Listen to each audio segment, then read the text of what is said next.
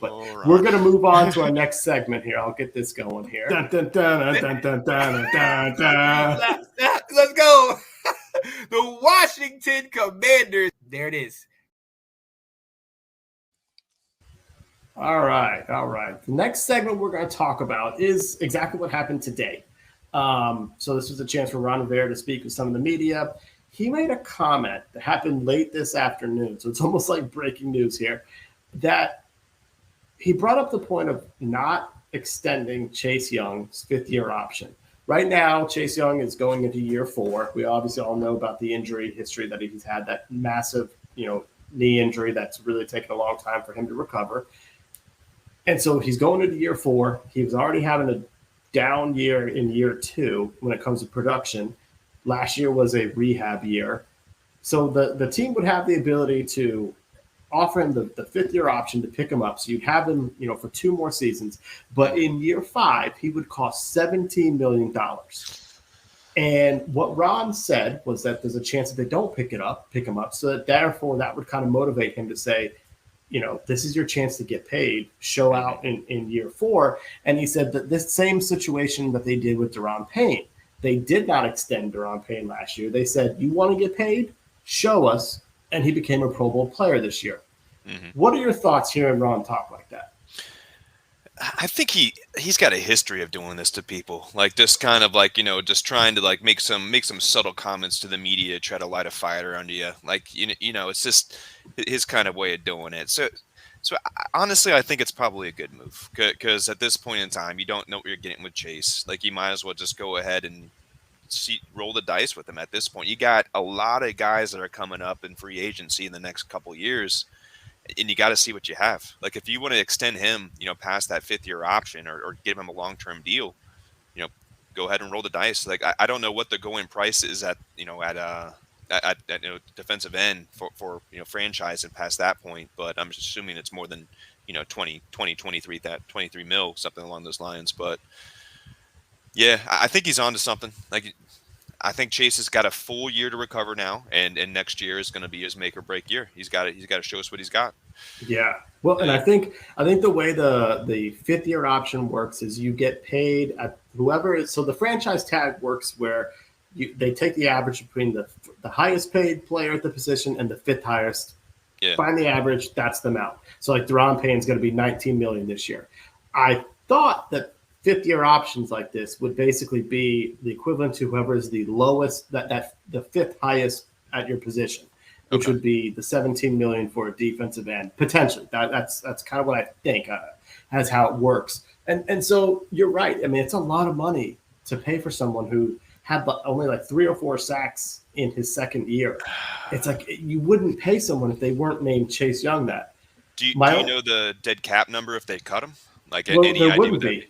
Yeah. There would be no dead cap that's because right. it's his contract. That's his contract at that point is expired. My concern is, and we'll know here soon, is if you franchise Deron Payne, he would be an unrestricted free agent next year.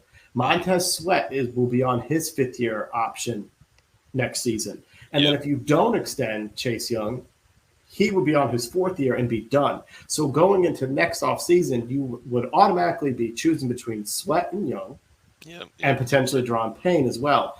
Yeah. But you also maybe look at Ron may be saying, well, we're going to have to do that anyway.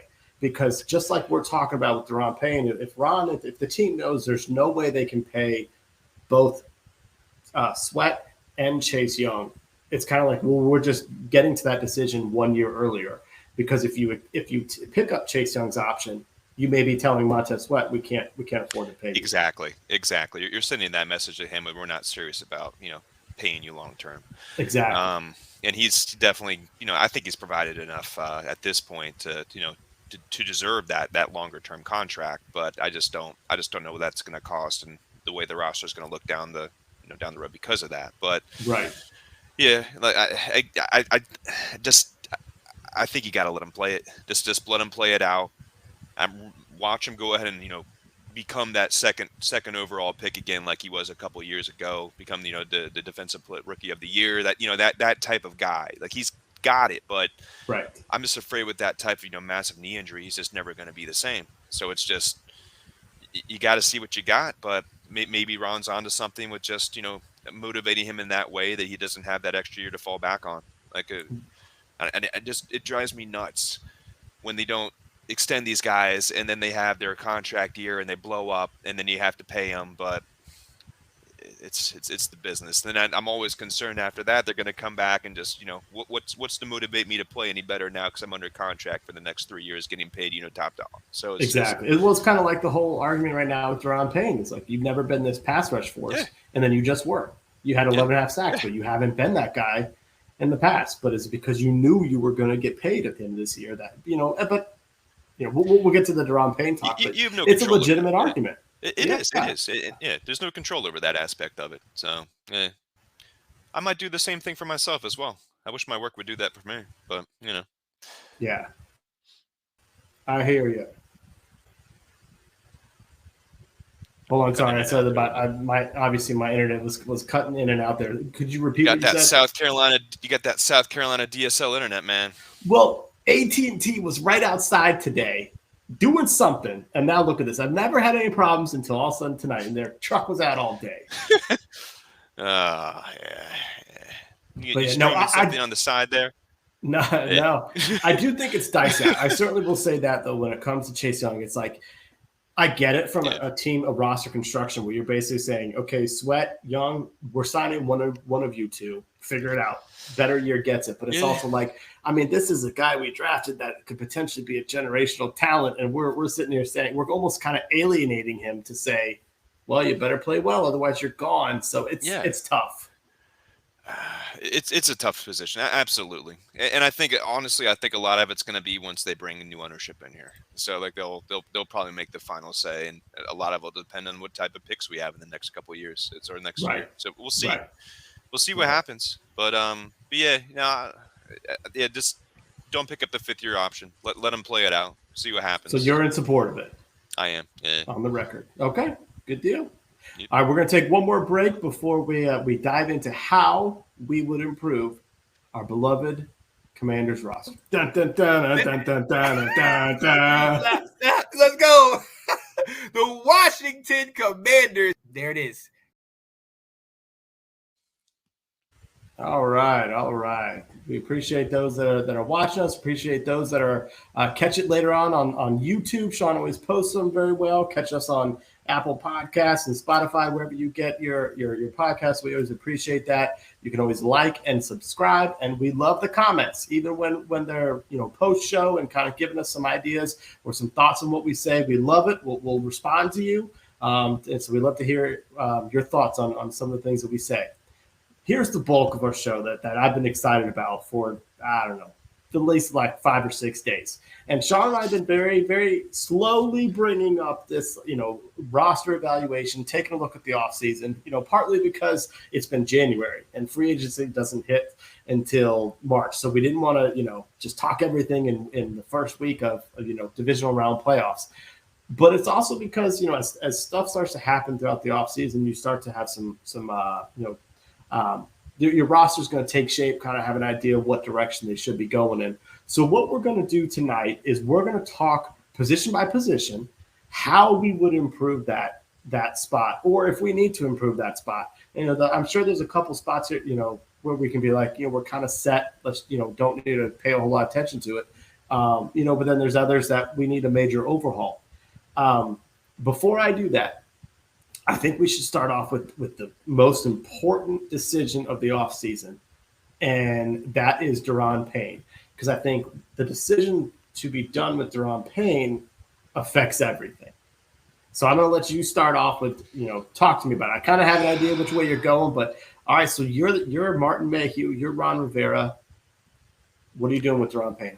Like you've mentioned, it's going to probably cost $20 million to keep him, and that's over half. That's over half of our free agency money right there. Like the salary cap right there. So it is our strength. Like it's definitely our strength. But there's a guy that I keep forgetting about that they got hurt in the middle of last year, and that's Mathis. Like who knows what we have with that guy? Like watch him come back and be able to fill that hole that Payne potentially left at a fraction of the cost. So. I just think that at this point in time, again, we've just been stuck in mediocrity. Like, you see what we're going to get by having a good defensive line, but having holes on other parts of the defense, having holes at the offensive line. Like, it's only going to get you so far.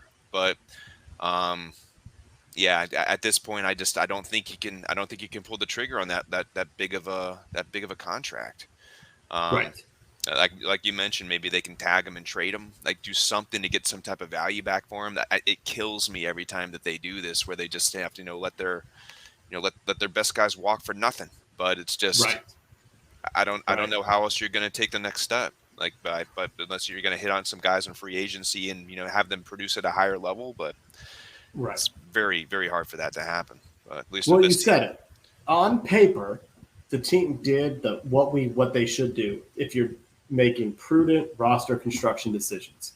The year before someone hits free agency, you draft a potential replacement and let them play. Now, I do think Mathis and John Ridgway are a little bit different players than Allen and Payne. I don't think you're going to see as much of the pass rush ability from them. Yeah, They're of a more run that stop. big body, stuff. Yeah, So yeah. I think you got to, we got to keep into account that that's kind of what we're giving up. But I'm with you so we're going to have $32 million to play with in free agency. And that's not chump change. That's enough to make a couple different upgrades at certain positions. Absolutely. And if you franchise Payne, he's 19 million. Now, I don't know what you're really going to do for the offensive line and quarterback wise. It's going to really, help that. And so, if you extend him, you have a chance in that year one to have a smaller contract. But now you're paying two defensive tackles close to $80 to $100 million. I think it's too much money. I think the best option for us would be, and you would probably love this scenario. I mean, we all would be to franchise tag him and make a trade before the draft. Absolutely. And I think, you could be looking at, potentially getting a second round pick for him. Maybe if you have to take a third round pick, it's still better.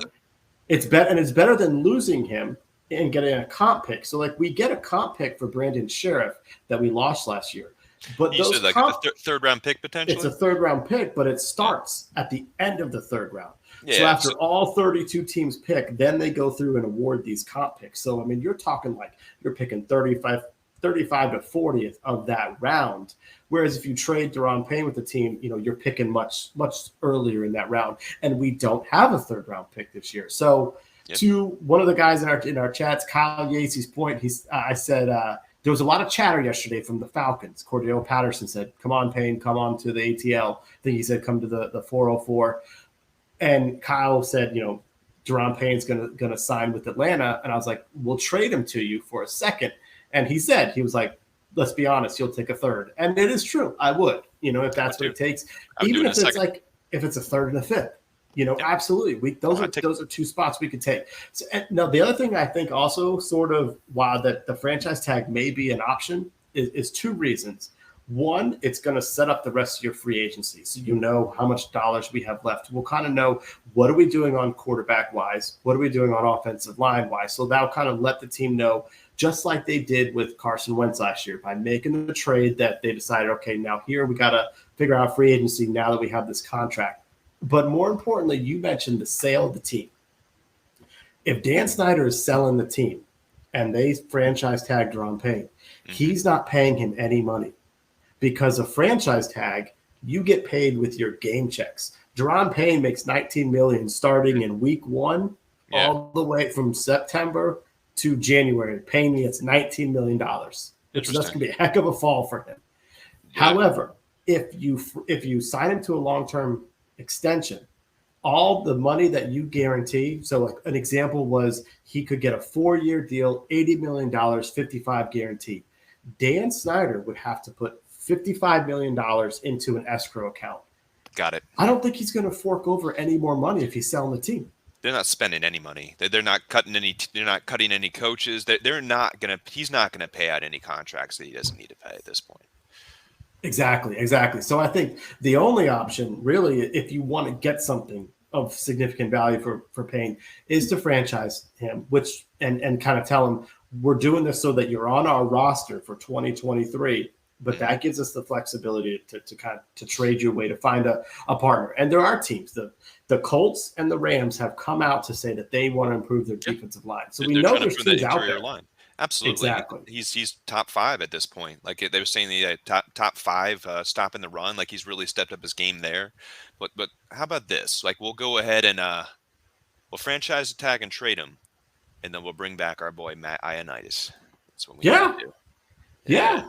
That is a real option there, where is you could get someone like a Matt Ioannidis, that is less than $5 million, less than $6 or $7 million, to be a rotational piece, a part of it, who is a little bit more of that Jonathan Allen type, can pass rush, can also run protect, and be a part of rotation. It's exactly a great idea.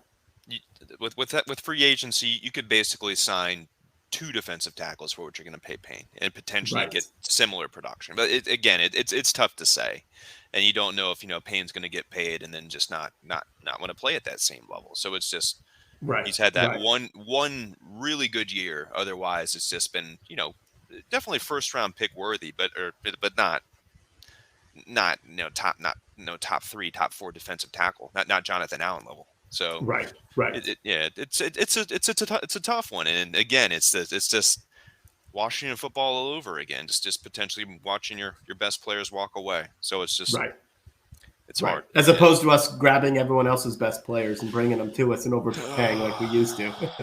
Now we see them leave the building. I know. Right. All right. So we've got a consensus that and we're going to stay on defense, I guess, is kind of how we'll start this off. So on defensive line, we're going to let Payne's not going to be a part of our roster in 2023. Did you have any other ideas on defensive line? Anything to do with the ends? Yeah. So with defensive line, like again, like you can there's decent guys in the draft. There's Matt Ioannidis, who caught my attention to bring in.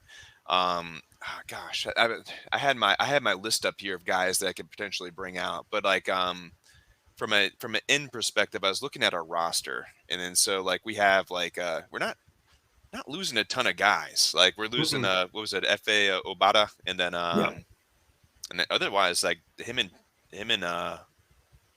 that's it. Him and Payne are the only guys we're really losing from our line from in free agency. So honestly, I don't think it's a huge need for us this year, and I'm pretty excited about that. So you could potentially get some guy later round, maybe 5th, 6th, 7th round that you want to maybe take a flyer on, and have him be part of a platoon or a rotation. So pay Matt Ioannidis maybe $5.5, $6 million, or some guy, somebody around that level to swap out for Payne, and then again, like you could then draft like an end or another defensive tackle, and I think you're looking pretty good.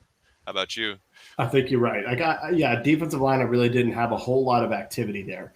I think there's an option, like you mentioned, a Matt Ioannidis type player, somebody who wouldn't cost a whole lot of money. Even like if you can get a Tim Settle type guy who's been buried on a bench and you're giving him more of a playing opportunity. Although I think we also have to recognize that, we've got a Pro Bowler in Jonathan Allen. We've got 2 big bodies there. So there's not a whole lot of playing time there. So I think you probably would be looking at adding someone through the draft, someone that you can bring onto your team and develop, and then maybe that could be someone that you get someone that's a little more athletic, a little more in that Jonathan Allen type player style, and wherever from the 3rd to the 6th round, someone that you kind of build up a little bit. It's tough to say. And then you look at teams like the Eagles and a lot of the teams that were very successful defenses this year, and they load up on tackles and guys that can that can rush the passer up the middle. So it's hard. It's what makes that Deron Payne decision so difficult, because the game has changed. It used to be all about your ends and pass rushers on the outside, and now they're saying if we can push these guards and centers back in the quarterback's face, it makes life more difficult. Have the ends contained, absolutely. Yeah. All right, let's move on to linebacker. It's been a position that we all fans of the Commanders were concerned about linebacker in 2022. Yeah. And the team did nothing to improve it.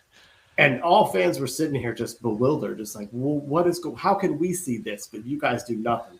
So what do you think we do at linebacker? That in corner, and this blows my mind because Ron Rivera used to play linebacker. Jack I Del know. Rio, like I just don't get it how they don't recognize that. But um, I know Sean's not going to like this, but I don't think you re-sign Cole Holcomb. I think at this point you gotta kind of let him go. I know we're losing David Mayo and John Bostic, who I don't really care about. So Right. that's fine by me. But I've always liked this guy at Virginia Tech, and like I think that at this point in time, like you could probably there's a lot of good linebackers going up in free agency. So you guys like I'd love to get a guy like Tremaine Edmonds, like, bring him in here. They're saying like around like, 14, 15 mil a year, It's a lot. but it's a lot of money, but it's a real position of need. Like, I'd have an issue with you paying, Deron paying a little bit more, but if you're bringing in like a true middle linebacker who can play coverage, like he had the best year of his career in coverage. I think he had like 2 picks. I forget how many pass breakups he had, but it's definitely double digits. So, it is. I'd love to get a true middle linebacker in there that you can move, or you can keep, or I'm sorry, you could move Jamin Davis to the off ball, which I think he excels at. Um, yeah, or a couple other guys I was looking at are like T.J. Edwards, who again is one of those undrafted guys who's just blown up the last 3 years. So it's specifically last year where he's had the best career year. Like, but again, saying he'll probably get me 11, 12, 13 million a year, something along those lines. David Long out of Tennessee, like again, middle linebacker, but best career of his life, or I'm sorry, best year of his life coming out there. And all these guys are in their mid 20s, so you can lock them up and get them in their prime. And so like I'm pretty excited for something like that. Another guy I was looking at is maybe like a Denzel Perryman, another depth guy you could get for maybe 4 mil, something along those lines. But Mm-hmm. yeah, I haven't really been paying much attention to the guys in from college, but I feel like we just keep going getting burned from like trying to draft these guys and see if they have an like immediate impact. And it's just maybe it's a harder position to learn. I'm sure it is, especially at the professional level with all the all the changes in the offenses, everything you got to keep your eye on. But I think to have a immediate impact on one of our biggest positions of need, I think you got to grab one of those premier free agents, or at least make a stab at it. How about you? Yeah, I love the idea of Tremaine Edmonds, and just like you talked about, if you're swapping, not paying the money for paying, but putting it at a different position of impact, I think it's a lot easier for fans to swallow if you're letting a Pro Bowler leave. And you're right. Now, I was not sure. I did not know if Edmonds called plays for the Bills. But I think you might be right that he is a middle linebacker, and that's the big key on when it comes to linebackers. What are they going to do with Jamin Davis? Are they going to have him be the one that calls plays, or are they going to let him play off ball? And I kind of feel like he's better off ball and letting him use his athleticism. So you need to be looking for someone who can do that.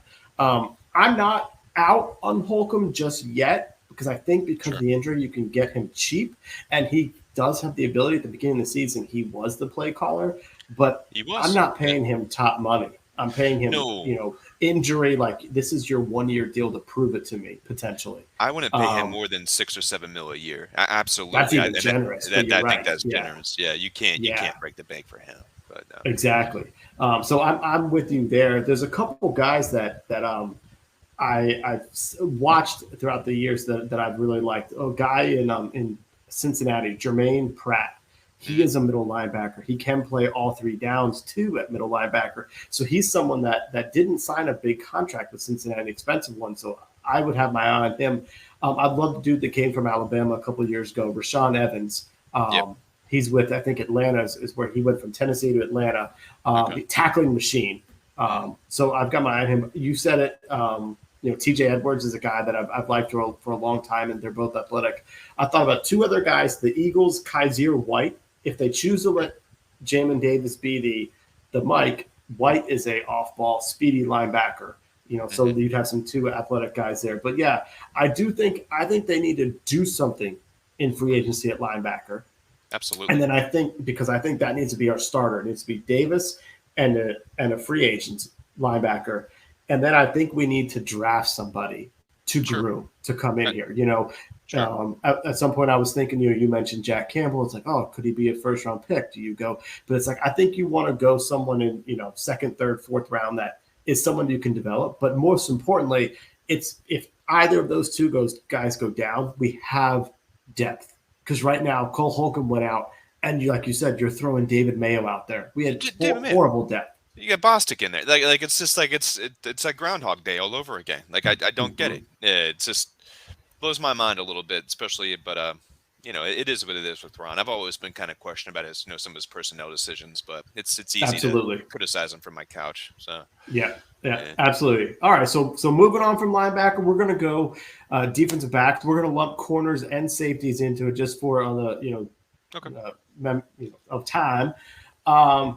So I'll let you go here as well. What are your thoughts here? You mentioned last year you thought that we should improve our corners, and we didn't. So how are we going to improve them this year? Like I've been saying, like draft, like offensive line, corner, big like a big draft class this year. So I honestly think you should spend your first round pick on either a corner, or offensive line, depending on who's available. But yeah, there's a bunch of guys that I like, coming out, like Christian Gonzalez out of Oregon, like what was it, Devin Witherspoon out of Illinois, I think it is. Yeah. Like there's a lot of lengthy big corners that could potentially even move to safety at some point. Like they have the size, like maybe play over the field. I don't know, but so they got what, Kendall Fuller. I'm trying to think who else we got. You got St. Juice. Mm-hmm. Let me check the depth chart here. David Johnson is a free agent. Yeah. So yeah, Christian Holmes is a corner from last year. Danny Johnson up. Yeah, Kendall Fuller. I don't know who Tariq Castro Fields is, but that's fine. And yeah. I really feel like there's a lot of value in the draft this year that you could potentially draft in the first round, or potentially even the second if any of those guys falls out. Honestly, I'm really hoping that they go either offensive line, quarterback, 1, 2, or vice versa. I think that's my envisioned draft right there. But there's some decent guys available. There's like Bradbury, who had a rejuvenating year on the Eagles. Yeah, we'll see what they end up honestly doing. But instead of getting one of those like retreads, or one of those guys, they're probably gonna have to pay top dollar for. Again, like you're gonna have to pick and choose which you're gonna address to free agency, and hopefully how you're gonna address to get some guys starting on your defense immediately for the draft. Yeah. I think I'd rather stick with like some type of middle linebacker, or off ball or outside linebacker. Through free agency, and then any of those guys through the draft. But there's quite a few of them. Yeah, I think you and I are in sync with what the draft strategy should be. I'm talking like Joe Biden right now, stuttering over my words.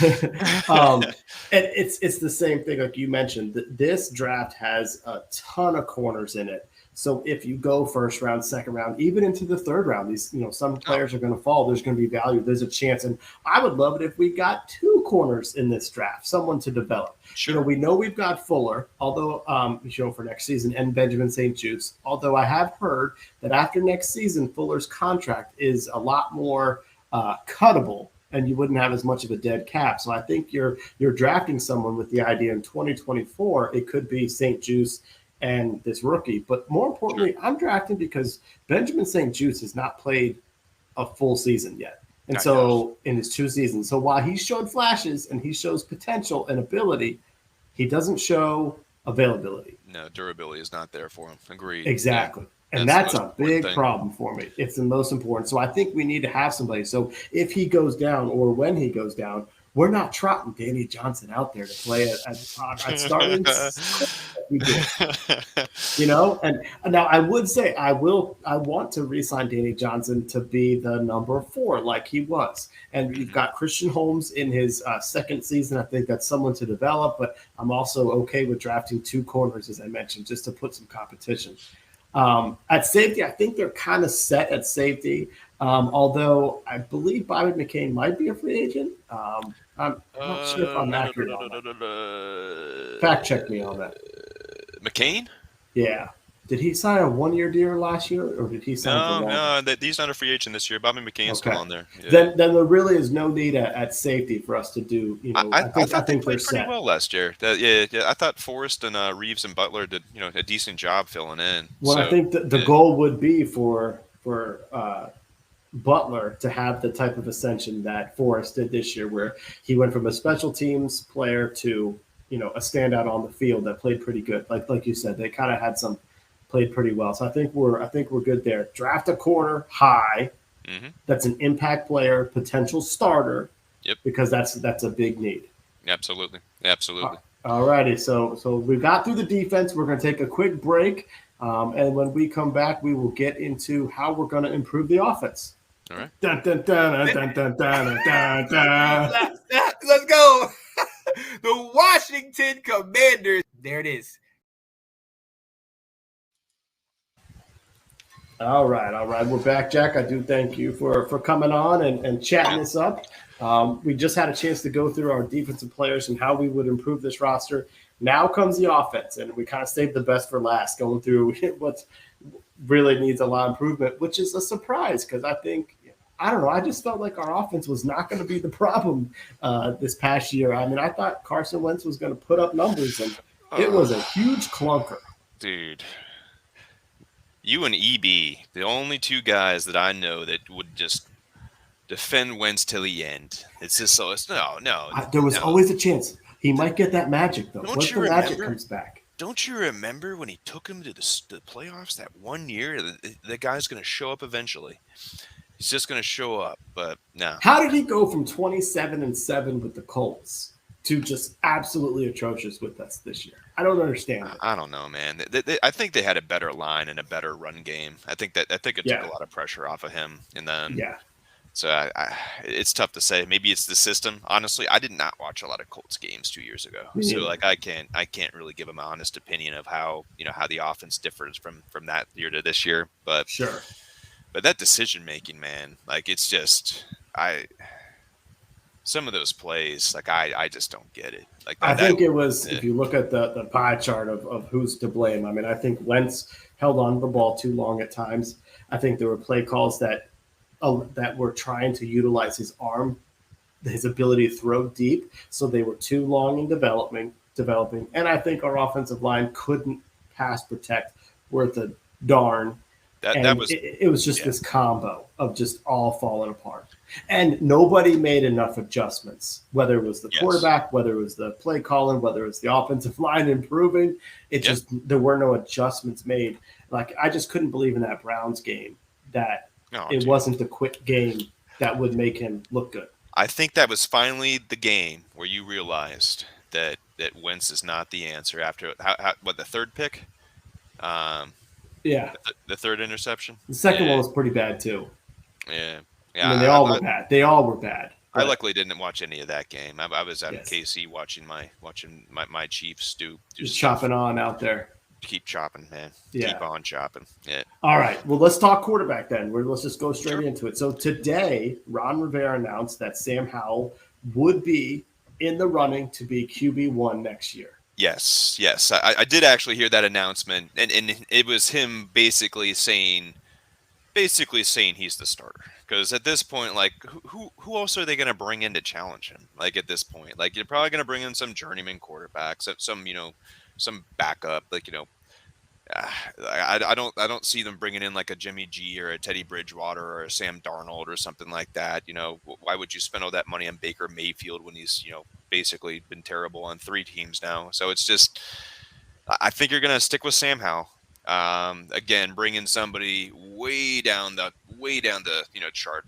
Like a Drew Lock or or maybe re-sign Taylor Heineke or something like that. But that at this point, like, if you really want to transition to Sam Howell, you can't bring Heineke back because anytime that Howell has any type of mistake, fans are gonna start screaming for Heineke. It's just not gonna work. So right. As much as I love the guy, they're probably gonna have to let him go. Maybe bring in Brett Rippon. Yeah. Can he wear number 11? Yeah. That'd be amazing.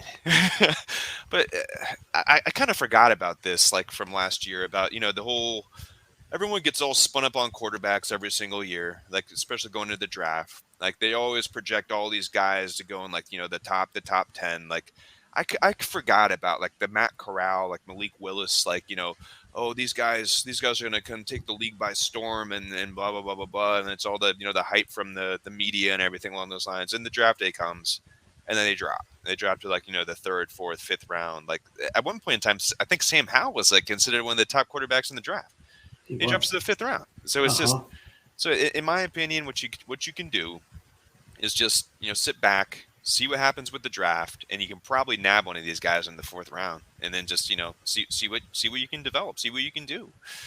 So that's my opinion, at least, because again, with the cap space that they have and trying to improve upon positions of need, like, and unless you're gonna somehow trade all of your picks for Lamar Jackson or something along those lines, like there's no point of going from one of these other middle ground quarterbacks that might get you to 8-8 or something like that, or middle of the pack. So yeah, that's my thoughts on it. But we'll see closer to draft time, like once things start looking. But I kind of like Richardson out of Florida, not in the first round. But again, if he can drop, if he ends up dropping to the third or fourth round, like I think he might, because I don't think he has the ball skills to start. Like, sure, take a flyer on him in the third or fourth round and throw him on your roster, maybe develop him for a year or two and see if he turns into anything. Sure, but again, maybe wasting a third round pick on that might be a little bit high. But fourth, fifth, sixth round, just play the room, see who falls. Don't spend a lot of money.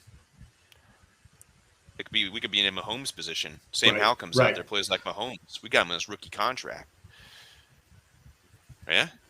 Well, I think you're hitting the nail on the head on the strategy there, where trying to go like the Eagles, where they're paying Jalen Hurts and he turned out to be better than what they expected, but they knew he could at least be serviceable and they could build around him and he could be decent. He was a second round pick, right? Yeah, he was. Yeah. So it is the right strategy. I do struggle though. So you said it earlier when we were talking about Ron, and this is a lame duck year.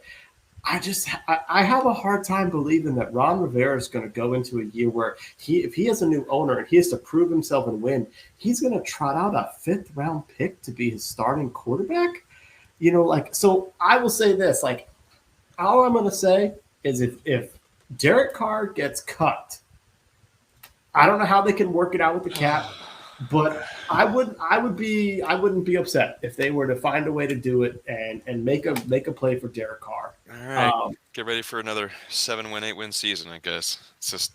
I think you were mistaken with 10, 11, and 12 wins, but yes, exactly. Okay. Yes. Yeah.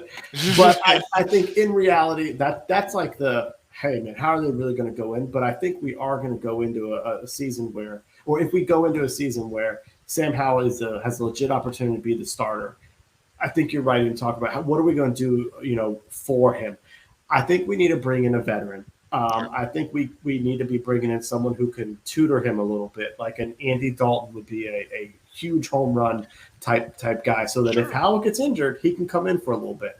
Sure. I could see us going after a Jimmy G. The fact that his value has kind of dropped with the 49ers, I think, this past year because he didn't play that great with them. How much would they have to pay him though? I think he'd be at least like a $12 to $14 million quarterback. Well, see, so when it comes to these vets, it's so hard to know what the market's going to be. That's a great point. Last year at this time, everyone was saying Mitch Trubisky was going to get $20 million a year to be somebody's starter. Yeah, he didn't get that. And for the first time, the backup quarterback got backup quarterback, money, or your stopgap quarterbacks, your Marcus Mariotas that signed for maybe $8 million, your Trubisky's who got maybe $12 million. It was not a bloated contract. Sure. However, we have to get a veteran, or I'm even going to say we need to get two veterans. If you get like a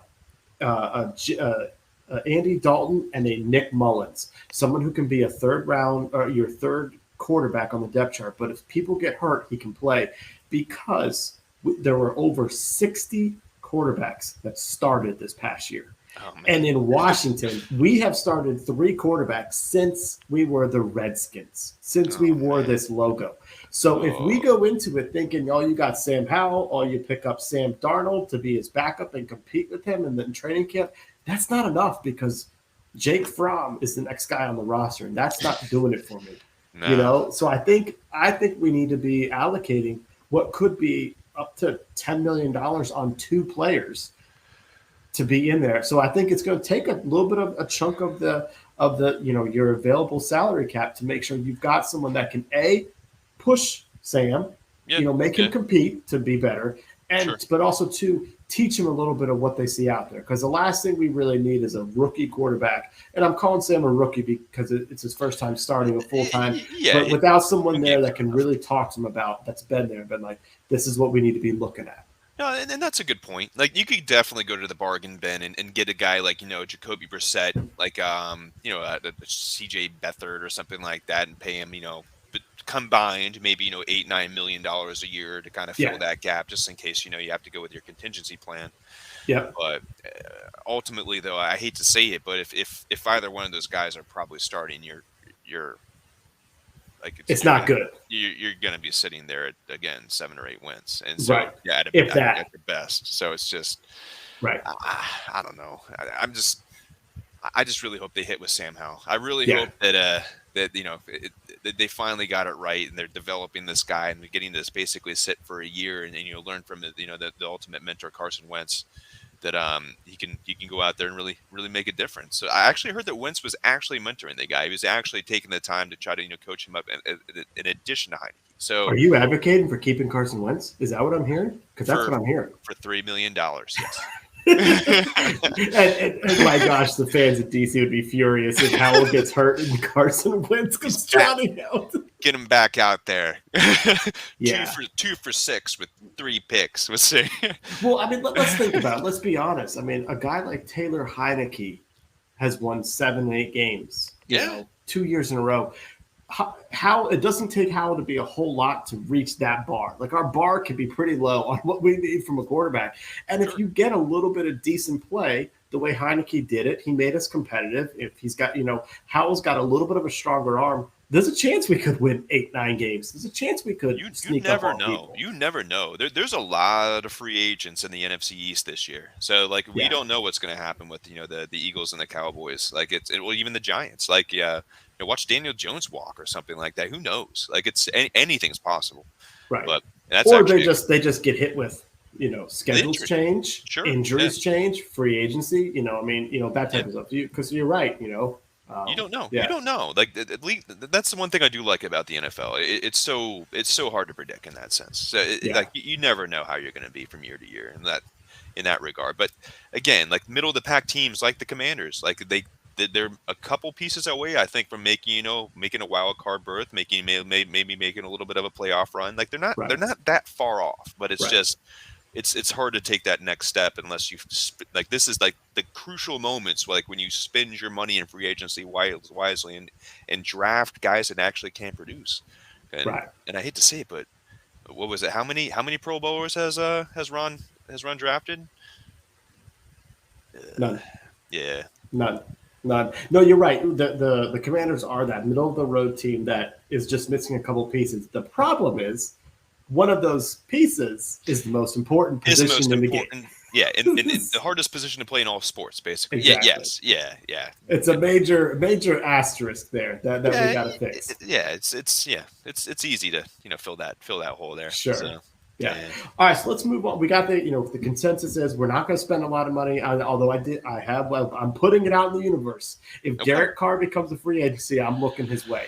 But the idea is we'll probably not be spending a lot of money at quarterback, but we do need to bring in someone who is capable should something happen to Sam Howell. So let's go running back. I'm going to take this one, and I think this can kind of be a quick little actually, the next 2 positions I think are going to be quick segments. I don't think we need to do a whole lot at running back. The one thing I might do, and you kind of assess how he's doing from an injury perspective, is letting J.D. McKissic go. And saving a little bit of money, not much. I think you might get $2 million of the savings, but that could go towards something else. Sure. that another Oh, player, or that's $2 million of extra space that you could put towards if you sign someone in another position, an Edmonds or something like that. That you gives you that flexibility, and I just do it because there's just not enough. There's not a ball to go around to everybody, and Curtis Samuel no. can do some of the same things. Exactly. I love J.D. McKissick. He's a good locker room guy. He's our best pass protector, but the offense is shifting to Brian Robinson as running back one, Antonio Gibson spelling him, and there's not a need for a third down No, specialist. and I was surprised that they didn't use Gibson more in that role last year. So like we'll see what they end up doing, and if they need to bring in another guy, like I was looking through the the charts here, you can bring in some guys on the cheap, like You do. You like draft somebody. yeah, you can draft somebody like Samaje Perine. Like I'd love to have him back. Well, not love to have him back, but if they're stuck in that year, you can get these guys for like $1 million, like Yeah. 1.6 around there. So you're not going to break the bank. Well, I think you're looking at a running back in the 4th through 6th rounds. I mean, the Falcons got Tyler Algier, I think, in the 4th or 5th round. Really? You're looking at something like that where it was mentioned earlier. Sean said Chris Rodriguez Jr. from Kentucky, and Anthony Handy was one of the guys who he watched a lot of SEC football. It's like you can get. I think you need to get someone in the mold of Brian Robinson. Mm-hmm. You need to have someone who can take some hits. And take a pounding so that you have that replacement, so the offense doesn't change its style if he were, to get nicked up. Because Robinson admitted at the end of the season he was pretty banged up, after through his rookie season. So and if he's going to be a feature player, it'd be good to have someone who can spell him. But yeah, I mean, we don't need to be spending any money at this position. If you're going to draft someone, do it late. No, and I remember seeing what was the guy's name, like TCU, like Kendry Miller or something like that. 6'6", 220, like something along those lines again. But he's like ranked like the 200th like prospect in the draft or something like that. Or these guys like way down there. Somebody agreed, yeah, because Robertson just couldn't. Robinson just couldn't hold up. So it's just right, and it's as tempting as the guy who flashed in the Senior Bowl from Tulane, the running back Spears, that's just not a need for us. We just I don't want to see him go to Philly, who's going to be needing some running backs, but it's just he's just not a need. No, Philly's going to be stupid and draft Bijan Robinson out of Texas with that 10th pick. Yeah, have fun with that. All right, so let's move on to wide receiver. I'll let you take this one here. No, I'm sure it's going to be a quick segment. There's nothing to talk about there. Like you've invested so much money in the wide receiving position. It blows my mind that they still want to go to like a run first offense, and that's fine. But it's just like I don't know. But from a depth perception, perspective, I don't think you're really losing anybody. Looks like the only guy you're really losing is potentially Cam Sims. Right. But how often did he play? So again, like I'm sure we're gonna say you can pick up a guy later in the rounds. Like you can probably get it like an undrafted free agent and just bring him on at that point, and just bring in some depth guys. You can probably sign guys off other people's practice squads later in the season. Like there's so many options at that point that I don't think you should prioritize this one bit.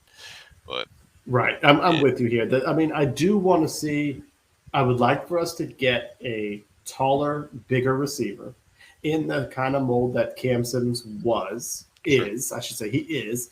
But I'm at the point with Cam Sims where every year he flashes in preseason and makes the roster, and the season happens and nothing. There's very little production from him, and so I'm good with moving on from him. I would, like Sean hit on it earlier about a kick returner. So I think through the draft, and you could look for something like that who could bring some electricity, to those returns. So it's not just Gibson, not milling back there on punt return. So I think that's something we could target. But to like what you said, this isn't something we're looking at early. And wide receivers every year fall and drop, and you can get talent. And they'll get cut. Like they'll get cut from rosters. You can probably pick a guy up. Like it's just look for those other teams that have like a plethora of like good receivers. They'll probably let somebody decent go. And so it's just by no means waste money on this position. And I was looking through some of the earlier today, looking through like some of the some of the stats or some of the specs of some of these guys, and like again, like you got big receivers coming out. A lot of guys 6'3", 6'2", like 200 pounds, something along those lines. Yeah. Good possession guys that can probably fill that role that Cam Sims has. But Yeah. Be a yeah, red zone threat. Be a yep, first down threat. absolutely. I'm Yep. with you. I'm with you there. All right, so let's move on to tight end. There's been some chatter. I mentioned it earlier about is Logan Thomas, on the chopping block. If you need to, if you need to create cap room, if you're going to sign Derek Carr, and now you need some cap room. Could Sure. Logan Thomas be on that? They do like Armani Rogers. They like Yeah. Cole Turner. They like John Bates as a blocker. What are your thoughts here on tight end? What do you think we should be looking at doing? I like what we got. Like again, I want to take it. I'd take another chance on Logan Thomas. Like I think that he had proved himself a couple of years ago, and again with that type of major knee issue, knee injury, I think that I just don't think he was the same player last year, or maybe Scott Turner was going away from from that play, or maybe Wentz just doesn't like to check down to the tight end or look for the tight end. I don't know, but again, like to have that type of drop in production from that year from year to year like that, it's clearly something's off. Like whether it's the play call, like I said, or injury. So I kind of like our tight end room, like in that regard. I think we got some good guys, and so like regardless of that, like I was looking at the draft, and like you either have like it's a big drop off. Like there's like the top 5 guys, and then after that, like it's just just some dudes that like you're probably going to be sitting on your bench for a couple of years, or maybe playing special teams. Like I have no idea. Right. Yeah. Yeah. I'm with you. I think I'm with you on all of that. I think we need to give Logan Thomas another season of recovering from that knee injury. Another guy that they said they liked in the preseason, and he got injured, and maybe they did the old Joe Gibbs stash for the season, was Curtis Hodges. He's 6'8", and he was really flashing in training camp, and then he didn't didn't make the roster. Was on the practice squad. Was always kind of injured. Yeah, I'm with you. We got some pieces that you got to see some of these guys develop because they're cheap. I mean, we drafted Cole Turner in the 5th round last year, and he showed nothing last year. And so you got to think, what happened there, and is there more there than what was being shown? The only way that I would say potentially we could improve the tight end is if we were to essentially spend all of our free agent money elsewhere. And you beef up all your offensive line, so you don't need an offensive lineman early. And then that would be a luxury that if you were to cut a Logan Thomas, then say, hey, okay, in the 1st round, 2nd round, we're looking at a Luke Musgrave, like you mentioned. Some type of tight end that could be impactful. Then that could be an option, but I'm not seeing it. The one guy that I thought is a free agency that would not cost a lot of money is Hayden Hurst, and he can kind of do a little bit of both. I was looking but again, at that. Yeah. I'm just wondering if you're just changing if it's one person for another. Yeah, 1A for 1B at that point. Exactly. I don't think you're going to see much of a massive improvement. There's some mid pack rookie or guys coming out like this year. Like what was one of the I think it was like Sam Laporta. They were talking up from the Senior Bowl out of Iowa. Yeah. Like, didn't play a major role, but, good blocker, potentially, good size, like he can play. But I think he's just going to get lost in the depth chart. And I honestly think that Logan Thomas will beat most of these guys out unless you spend like a 1st or 2nd round pick on one of these, premier tight ends, like the guy from Notre Dame, or, that guy from Georgia. So it's just right. That's a luxury to us, right now. Yeah. Very much a luxury. Like I said, unless we somehow are able to fix all of our offensive line issues through free agency, which is not going to happen. No. So let's get into it. We talked about the biggest move is what happens to Daron Payne. Now that the most important position that we have to improve to fix our team, to fix that rookie quarterback and Sam Howell, is going to be offensive line. So I'm going to let you start it. What are you doing? What are your thoughts? All right. So back to the draft. Like you got quality linemen and you got quality corners. So again, like, so say that we go with, so we end up going like, first round corner or something along those lines, or maybe we go free agency before that. And so like if that's the case, then there's a bunch of guys available. Like the offensive lineman's deep free agency class. Like I think Caleb McGarry, like he's a 2019 first round pick, like a career year last year, good on the run, good on the pass. Yeah. I think he'd cost you about 13 mil. Right. Dalton Risner, guard, probably cost you about 7 mil, something around there. So again, I'm thinking like you go spend big for a middle linebacker, and then you could plug one of these offensive linemen in, and then draft a corner, then maybe even draft an offensive lineman later. They can just really beef up those positions of need. There's a lot of guys in the draft, like Osiris Torrance out of Florida. Like apparently he blew everybody away in the Senior Bowl, looking good. Andrew Voorhees out of USC. Luke Weichler out of Ohio State. Sorry, I'm jumping in. This is your part. Big dude. No, you're fine. Yeah, like again, like you got like 12, like 10 guys that are like considered like top 100 prospects just on the offensive line this year. And so it's just, I really think he got a shot on at least one of those guys, and definitely one of the top 10 corners. And so, just I think there's a lot of opportunity they can really improve the offensive line, and then maybe even go after one of these like higher end tackles, or draft a tackle and move what's the guy's name out of Texas? Sam Cosmi. Yeah, move him to guard. Like I think this is the year that they can really reshape that line. Get it looking how it was 2 years ago, 3 years ago when Sheriff was still here, and just have it be one of the more strengths of our team. Yeah. And I think you said it perfectly. I'm with you on the draft strategy. You're right. You and I are in sync on that. And the idea where this is a position group where you're going to need to address in free agency and in the draft, because we need at a minimum 2 new guards next year. And we need to improve 2, if not 3 positions. I'm with you too. Where we talked about an interior lineman needs to be brought in, whether that's through the draft or free agency. I think we need to figure out what we're doing with Sam Cosmi.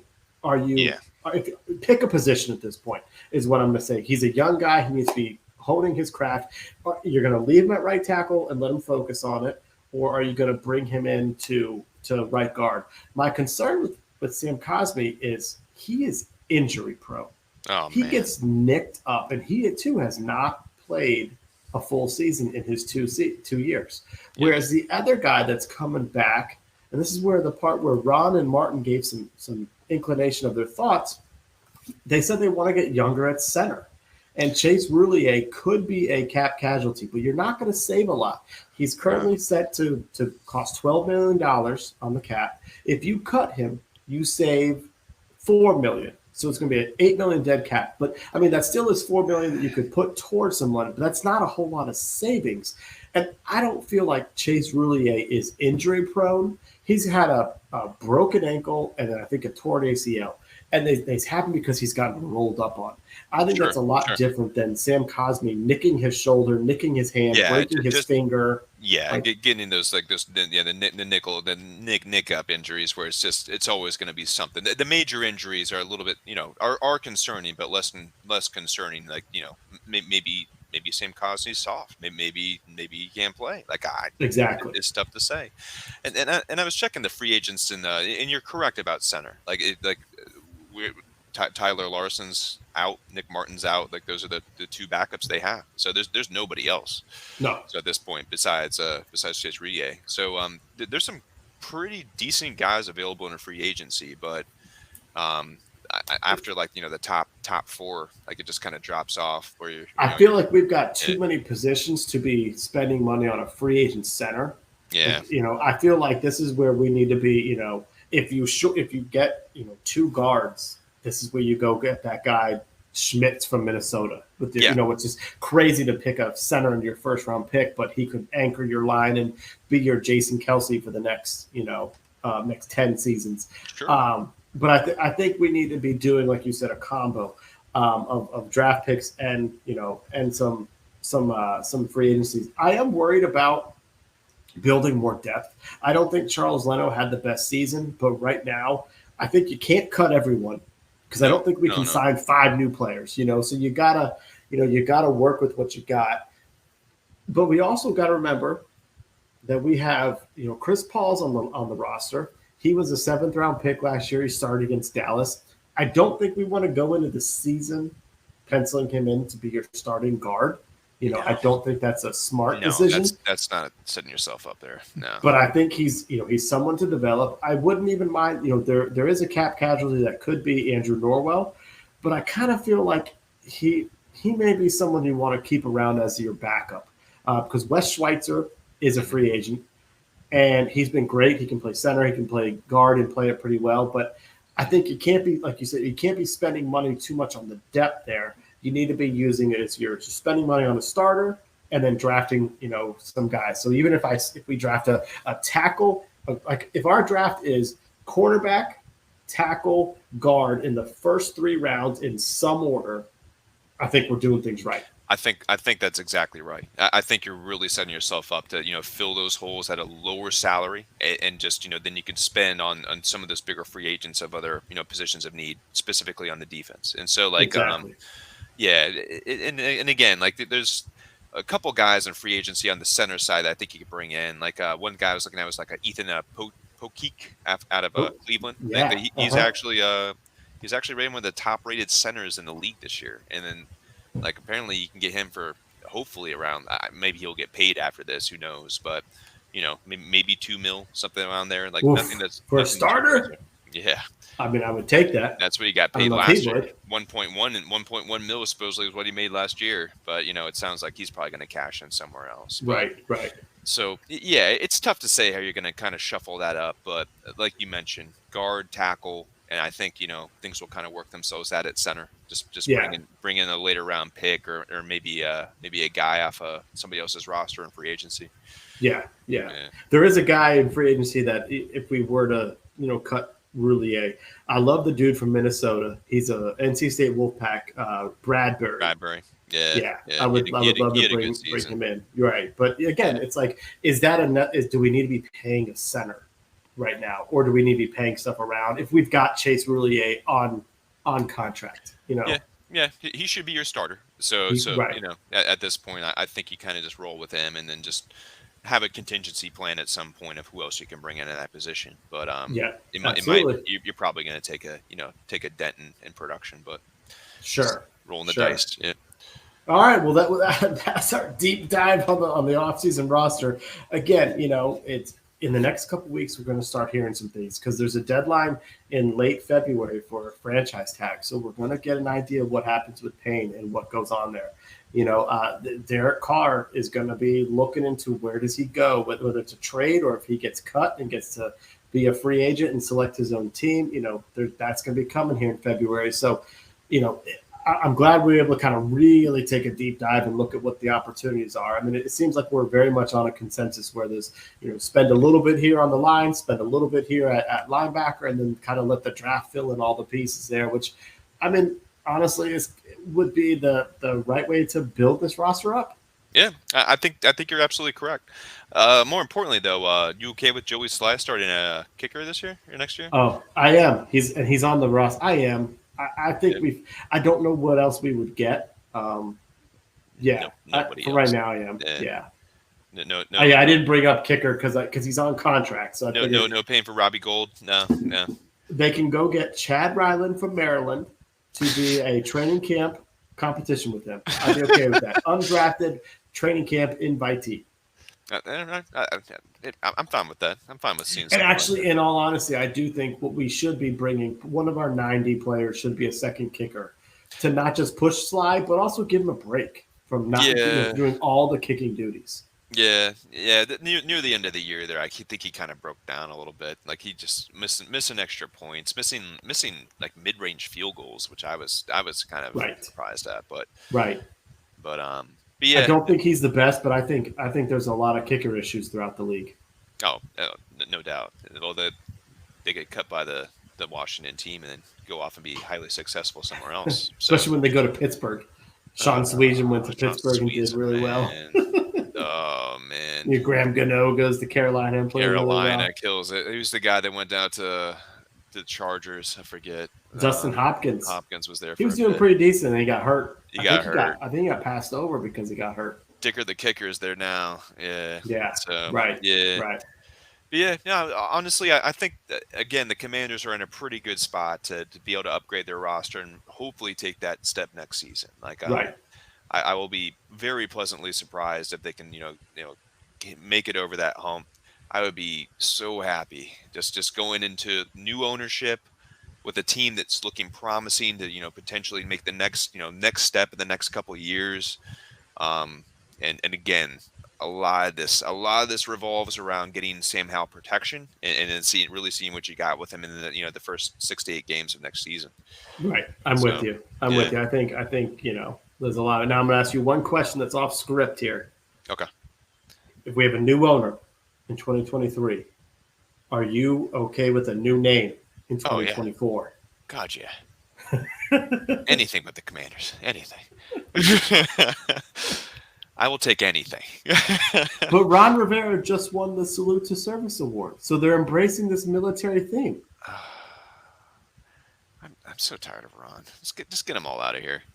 Let's get him all out of here. I'm ready to hit the reset button so bad. I think he's great with the players. I think he's a good dude. Yeah. But when it comes to thinking outside the box and coming up with great names and stuff like they come up with, I think that, and just the way that they handled the whole thing, it made me hate it even more. It was just like the way that clown show over and out in Ashburn just handled the whole rollout of all this. Sort of like, oh no, it's not the Commanders. That's crazy.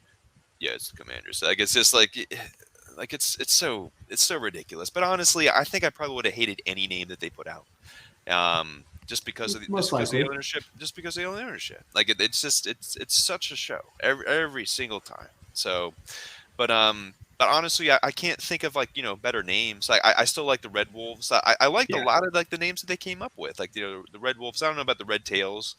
JP Finley's Juggernauts. There's a bunch of different names that I probably would have taken. Go Jugs? No. Oh, no, come on. No. The I know. I'm with you. Where it would be it would be exhausting to go through another name change, but the reality is the fans have not gravitated to Commanders, and I think you're right. A lot of that is it's still with the same owner, and honestly, I would say this. I don't think they need to immediately be looking into changing the name, in 2024, like I asked you. But sure. I would say, they could look into new stadium, new name. It's, we're 3-4 years down the road. And like you said, you're giving someone else a better chance to roll this out in a more professional manner, the way they did. And it is exhausting to have to go through another name change. But, the only thing I wanted from Commanders was to hear hail to the Commanders, just like hail to the Redskins, and they botched that. So unless they fix those lyrics and the beat of it, you've lost me with that to where I don't care. So you can go ahead. So I would rather them be the Hogs or the Red Bulls, and the Hogs would tie into our past, and I'd be much happier with that. Anything else. But yeah, fresh start. And honestly, winning fixes everything. So if they go out there and make the playoffs next year, I'm all about it. Keep the Commanders. I don't care. But it's just, get fresh start. Get a new ownership in here. Get some new winning ways in here. New stadium. Just get us excited again about something. Right. That's the fan base is dwindling. You saw it in the games this year, the home games. There's nobody there. It's right. just. Somehow. And they did a better job this past year of getting more fans and season tickets. I think the biggest problem with Commanders is there's no way to shorten it. There's no way. People at the end, and I'm one of them, started gravitating to calling them the Hogs. Yeah. Hogs quarterback, because there's just no way to shorten Commanders and make it easier. So you say all this stuff, the Washington Commanders. It takes forever. I do though wonder, like you said, if you start winning and say they become a legitimate franchise that wins, 10 years from now, We just like we don't bat an eye over a Oh, Charger, a Packer, a yeah, Steeler, a Bill. Like we don't bat an eye over some of these team names. A Brown, yeah, will it just roll off your tongue because you don't care because it's about winning? Would exactly. we actually enjoy the W that you've got, on your shirt there and be like, yeah, it looks good. You'll build I that don't know. winning heritage, and that's what we've been starved for so long. Like that just is Exactly. not anything that exists anymore. Like you got to build that heritage from the Yeah. ground, and like once you can do that and start those winning ways, and people will hop on board. The stadium would become electric again. People will want to show up. People will be proud of the name, and this and again, unfortunately, it's not just the team not winning. It's the ownership and their mishandling of basically everything. And so it's just again, like the Sean Taylor It is. memorabilia, the Sonny Jurgensen thing. Like it's just uh, they just can't get anything right. It's just it just blows my mind. But yeah, just win, please. That'll fix it all. Oh, your South Carolina internet's kicking in there Just again. win, baby, just like Al Davis says. That's right. You need to go reboot your router. Yeah, give me a second. It will reset. I'm probably gonna have to do that.